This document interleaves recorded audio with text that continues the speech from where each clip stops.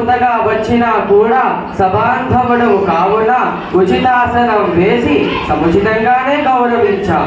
దూత వృతము నడపడానికి వచ్చిన వారు పంపిన వారి హెచ్చరికో మచర్చిక మాటలో సభయంతు ప్రస్తావించాలి గాని వారి బల పరాక్రమాలు ప్రస్తుతి చేస్తే భయపడే వారే లేరు. ఇక్కడ అంత పరాక్రమవంతులైతే 5 ఊళ్ళిమ్మని అడుగుటే ఎలా? అదియుగాక వారు నిజంగా నా పినతండ్రి కుమారులైన అర్ధరాజ్యం ఇచ్చుటలో అర్థముంది. పినతండ్రికి మారు కుమారులైన వారికి అర్ధరాజ్యం ఇస్తే ప్రజలు నవ్విపోతారు. ఏం బావా, కాదంటావా?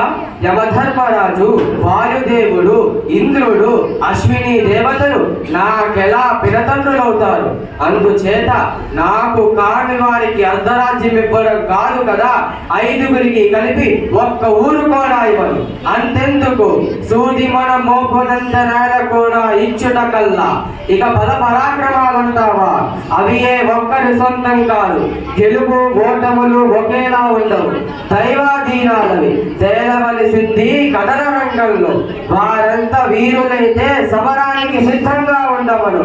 ఇదే ఈ సుయోధన సార్వభౌముని మాట, ఇదే తథ్యం. Thank you. జై శ్రీమన్నారాయణ.